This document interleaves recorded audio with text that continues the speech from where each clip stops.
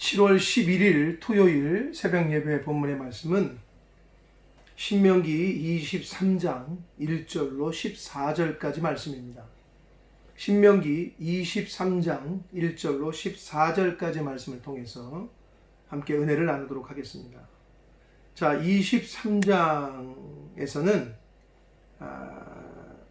그 1절부터 14절까지에서는 두 가지 주제가 나오고 있는데 1절부터 8절까지에서는 총회, 이스라엘의 총회라는 공동체, 총회라고 하시면 다 이해하실 텐데 이스라엘 전체의 그 민족들에게 들어오지 못하는 사람들이 있었어요. 총회에 속할 수 없는, 한마디로 이스라엘의 멤버십에 해당이 안 되는 그러한 사람들에 대한 이야기가 나오고, 9절부터 14절까지에서는 그 전쟁을 하러 나갈 때 출전을 할 때에 전쟁을 앞두고서는 그 이스라엘의 진영, 그 전쟁을 앞둔 이스라엘 백성들이 행해야 될 일에 대한 이야기를 이제 하나님이 말씀을 하십니다.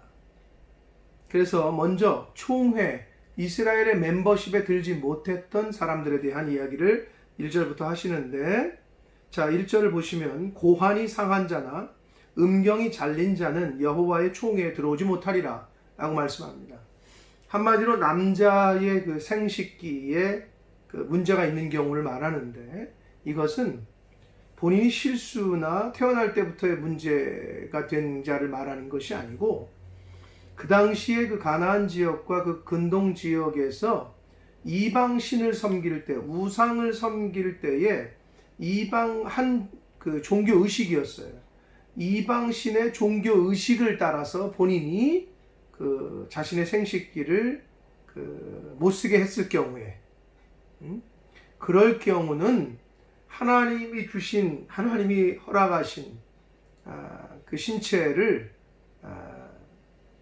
못 쓰게 한 거기 때문에, 더럽힌 거기 때문에 하나님께서 그런 사람들은 이스라엘의 총회의 멤버십에 들어오지 못할 것이다 라고 규정을 하셨습니다. 자, 두 번째는 사생자를 말합니다.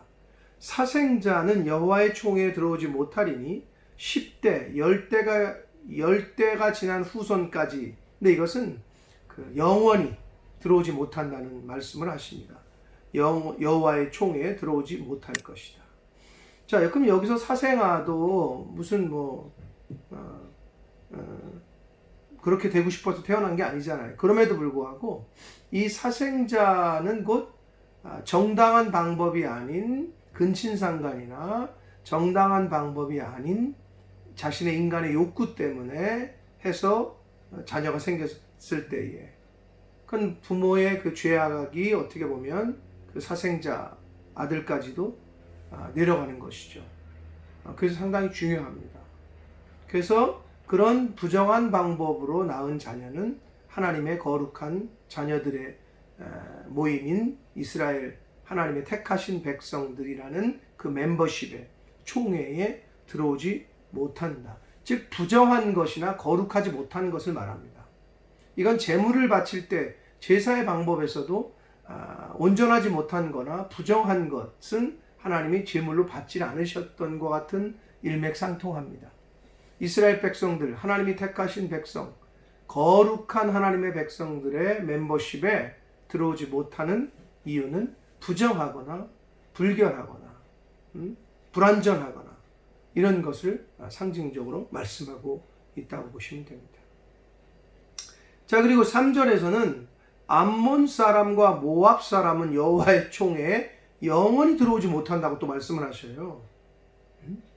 10대, 10대 후손뿐만 아니라 영원히 여호와의 총회에 들어오지 못하리라. 왜냐하면 그들은 너희가 애굽에서 나올 때에 떡과 물로 너희를 길에서 영접하지 않았고, 즉 이스라엘 백성들을 도와주지 않았고, 메소포타미아의 부돌 사람 부올의 아들 발람에게 뇌물을 줘서 너희를 저주하게 한 사건이 있었죠. 발락과 발람 늘 헷갈리시죠? 발락은 모압의 왕 이름이었고 발람은 당시의 선지자 역할, 선지자라고 하면 안 되고 정확히 말하면 점쟁이 같은. 근데 발락 모압 왕 발락이 당시에 유명한 점쟁이인 발람을 데려다가 뇌물을 주고 하나님의 백성인 이스라엘 백성들을 저주하라고 했단 말이에요. 근데 하나님께서는 그걸 허락지 않으셨죠. 그래서 이 모압 족속과 암몬 족속, 조상이 어떻게 됩니까?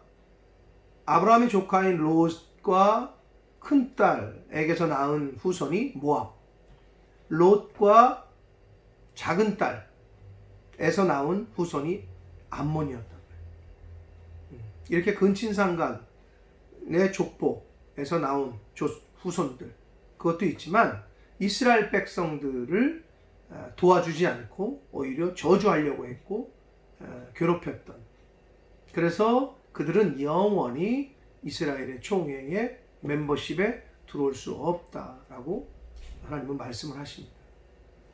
그리고 이 메소포타미아 지역이라고 나오는데, 메소포타미아 문명 이렇게 나오잖아요. 그 주변에 이제 그 강들이 있었는데, 이 티그리스 강과 유프라테스 강 사이에 있는 지역이 메소포타미아 에어리아입니다. 티그리스 강과 유프라테스 강 사이에. 그래서 뭐 그 지역을 메소포타미아 문명이라고도 얘기를 하는데, 아무튼 그 지역에 그 발람 선지자, 발람 당시에 그렇게 부르던 점쟁이, 점술가를 통해서 발락 왕, 모압 왕이었던 발락이 이스라엘을 저주하려고 했는데 하나님이 허락지 않으셨죠. 그래서 5절을 보시면 내 하나님 여호와께서 너를 사랑하심으로, 내 하나님 여호와께서 발람의 말을 듣지 아니하시고 내 하나님 여호와께서 그 저주를 변하여 복이 되게 하셨다. 내 하나님 여호와께서, 내 하나님 여호와께서 굉장히 강조를 하시죠. 하나님께서 택하신 하나님의 백성들을 하나님께서는 누군가 저주하잖아요. 하나님 또는 하나님의 백성들을 저주하거나 괴롭히잖아요. 하나님은 가만히 두시진 않습니다. 그리고 하나님의 백성들이 저주 가운데 있는 것을 허락지 않으셔요. 그래서 여기서 저주를 변하여 복이 되게 하셨어요. 하나님은 그러실 수 있는 분이고 하나님의 자녀들을 위해서 하나님은 그렇게 하셨다는 거예요. 그래서 6절을 보시면 내 평생에 암몬 족속과 모압 족속의 평안함과 형통함을 영원히 구하지 말라. 그들을 위해서 그런 축복도 하지 말라라고 아주 단호하게 말씀을 하셨습니다.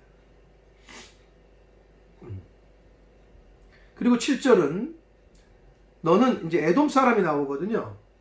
근데 이제 에돔 사람과 애굽 사람, 뭐 모압이나 암몬이나 도킨 개킨 비슷할 것 같은데, 여기서 에돔 사람과 애굽 사람은 하나님께서 미워하지 말라고 말씀을 하셔요. 그 이유를 보니 에돔 사람을 미워하지 말라. 그는 내 형제이다. 그렇죠. 에서의 후손이 에돔이고, 그 다음에 이제 동생이 야곱이었잖아요. 하나님의 역사는 야곱을 통해서 흘렀지만 형제는 형제란 말, 이스라엘하고. 자, 그래서 이 에돔 사람, 즉 에서가 야곱에게 뭐 자이건 타이건 실수건 아니건 어찌됐건 장자권을 양도를 했고, 그래서 이스라엘 백성들이 이제 하나님의 복을 받게 됐고, 아무튼 형제였어요. 그리고 애굽 사람은, 그러면 애굽은 이스라엘을 종살이하고 아주 400년 동안 노예를 부렸던 나쁜 사람들 같은데 왜 그러시느냐? 네가 그의 땅에서 객이 됐다, 이렇게 말씀하셔요. 즉 창세기 47장에 보면 애굽의 총리로 이제 그 요셉이 있을 때 아버지 야곱과 형제들을 그리고 그의 식구들을 다 부르잖아요. 그래서 이제 고센 땅에 거주하게 하고, 그러니까 야곱과 그의 가족들, 즉 이스라엘의 조상들을 그 애굽 땅에서 살 수 있도록 배려를 한 그 은혜, 그거를, 그 베푼 은혜를 하나님은 기억하시는 거예요. 그래서 그들을 미워하지 말래요. 그러면서 8절을 보시면 그들의 3대 후손, 3대 후자손, 3대 때부터를 말합니다. 원문을 보면. 3대 손부터는 여호와의 총회에 들어올 수 있다라고 말씀을 하셔요. 그래서 애굽과 에돔 사람들은 이때로부터 3대째 후손 이후로는 할례를 받고 할례를 행하고 이스라엘 민족들처럼, 그리고 하나님을, 유일신 하나님을 믿는다고 하는 믿음을 고백한 후에 이스라엘의 총회에 들어올 수 있게 됩니다. 자, 요것이 이제 이스라엘 총회에 들어오지 못하는 규례에 대한 말씀을 하셨고, 9절부터 14절까지는 전쟁을 할 때 출전 시에 진영, 이스라엘 백성들을 그 지역을 거룩하게 하는 규례에 대해서 말씀을 하시는데, 9절을 보시면 내가 적군을 치러 출전할 때에 모든 악한 일을 스스로 삼갈지니, 악한 일을 삼가라는 거예요. 그런데 여기서 10절부터는 악하다고 보기에는 굉장히 미미하고 굉장히 아주 별것 아닌 것 같은 아주 사소한 것과 같은 것을 말씀을 하시는데, 10절을 보시면 너희 중에 누가 밤에 몽설함으로 그랬어요. 이거는 몽정입니다. 몽정. 자신도 모르는 사이에 남자가 이제 밤에 정액이 흘러나오는 걸 몽정이라고 하잖아요. 그렇게 부정하거든 이걸 부정하다고 보는 거죠. 진영 밖으로 나가서 진영 안에 들어오지 아니하다가 해질 때에 목욕하고 해진 후에 진에 들어오게 하는 거예요. 이 하나님의 규례였어요. 자신도 모르는 사이에 몽정을 한 경우도 거룩하게 깨끗하게 한 후에 들어오라는 거예요. 자, 그 다음에 12절 내 진영 밖에 변소를 말해. 그러니까 진영 안에는 변소가 없는 거지. 진영 밖에다가 설치하고 오줌과 똥, 대변 소변이 내려오면 밖으로 나가라는 거예요. 그 진영 밖으로, 일정한 그 울타리 밖으로. 그래서 내 진영 밖에 변소를 마련하고 그리로 나가서 볼일을 보되 내 기구에 작은 삽을 가지고 가서 밖에 나가서 대변을 볼 때에 그것으로 땅을 파고 몸을 돌려 그 배설물을 덮어라. 이유를 말합니다. 이는 내 하나님 여호와께서 너를 구원하시고 적군을 내게 넘기시려고 내 진영 너희 가운데에서 행하고 움직이고 계시다는 거예요. 임재하고 계시다는 거예요. 그러므로 하나님은 거룩하시잖아요. 그래서 내 진영을 거룩하게 하라는 거예요. 너의 그 바운더리를 하나님이 거기서 직접 행하시니까 깨끗하고 거룩하게 하라. 그리하면 내게서 불결한 것을 보시지 않으므로 너를 떠나지 아니하실 것이다 라고 말씀합니다. 하나님은 거룩하신 분이에요. 그래서 부정하거나 불결한 것이 함께 하질 못하기 때문에, 만약에 그 진영이 더럽혀졌으면 하나님은 거기에 거하실 수가 없어요. 그럼 하나님이 이스라엘 백성을 위해서 싸워주실 수가 없는 거죠. 그래서 내 진영을 거룩하게 하라라고 말씀합니다. 자, 사랑하는 성도 여러분, 오늘 이 말씀 가운데 영적으로 우리에게 주시는 계시성은 영적으로 볼 때 불구자, 고환이 상했다, 창식기가 상한 자, 이건 불구자잖아요. 영적으로 볼 때 불구자나 또 불의한 방법으로 거룩한 하나님의 나라, 사생자, 불의한 방법으로 낳은 아이잖아요, 자녀잖아요. 그러면 영적으로 불구자나 영적으로 거룩하지 못하고 깨끗하지 못한 사람들은 하나님의 나라에 들어갈 수 없음을 말씀을 하시고 있습니다. 불의한 방법으로는 거룩한 열매를 맺을 수가 없음을 교훈하고 계십니다. 그리고 모압과 암몬 족속들 따지고 보면 다 친척관계인데, 에돔처럼. 그런데 모압과 암몬은 하나님과 하나님의 백성들을 대적했단 말이에요. 그래서 하나님과 하나님의 백성을 대적하는 사람들은 곧 하나님의 은총을 입을 수가 없음을 잘 교훈해 주시고 있습니다. 그리고 에돔과 그 애굽 사람, 이 애굽 사람들이 이스라엘에게 은혜를 베푼 거, 선하게 대한 것을 하나님은 기억하셨어요. 곧 다른 사람들에게 은혜를 베풀고 다른 사람들을 도우면 하나님은 그것을 기억하십니다. 가난한 사람들에게 도와주는 것은 곧 하나님께 구워주는 것과 같다라고 성경은 말씀하고 있습니다. 그러므로 베푸는 삶, 나누는 삶, 이것은 곧 내가 복을 받는 길이 됩니다. 자, 그리고 진영을 거룩하게 하라, 깨끗하게 하라. 근데 여기서 그 9절의 말씀 우리가 봤듯이 악한 일을 스스로 삼가라 하고 나서 밤에 몽정한 거, 그 사람을 깨끗하게 하는 거, 변소를 집 밖에, 어떻게 보면 굉장히 사소한 것 같잖아요. 이건 뭘 교훈하고 있냐면 성결은, 거룩은 아주 작고 사소한 것을, 아주 작은 것 같고 사소한 부정을 멀리하는 것에서부터 성결한 삶은 시작됩니다. 큰 것이 아니라 아주 작고, 어찌 보면 예수님께서는 그랬죠. 여인과 음란을 행한 행위를 한 것이 아니고 행위를 한 것보다도 마음만 품은 것도 이미 너는 가늠한 것이다 라고 말씀하셨잖아요. 비슷합니다. 변소 바깥에 두고 진영 바깥에 두고 밤에 몽정한 것, 이게 사소해 보이잖아요. 그러나 아주 작은 것에서부터 성결은 시작돼야 된다 라는 교훈을 저와 여러분에게 주시고 있습니다. 그리고 진영을, 우리의 주변을 거룩하게 할 때 하나님께서 우리와 동행하실 수 있고, 영적인 싸움을 할 때 하나님께서 친히 우리를 대신해서 싸워주실 수 있는 근본은 하나님이 우리와 함께 계셔야 되잖아요. 근데 우리가 더러워, 우리가 불결해, 그럼 하나님이 우리와 함께 해 주실 수가 없고 나아가 더불어 싸워주실 수가 없다는 얘기가 됩니다. 고로 우리의 싸움은 결국은 우리 자신과의 싸움입니다. 우리 자신을 얼마나 하나님 앞에서 정결하게, 거룩하게 관리하고 하느냐에 따라서 하나님께서 우리와 함께 해주시고 하나님께서 친히 우리를 위해서 싸워주신다. 그래서 전쟁은 하나님께 속한 것이라고 하나님은 말씀하시고 있습니다. 심령이 깨끗하고 정결하고 거룩한 자가 하나님을 모실 수 있습니다.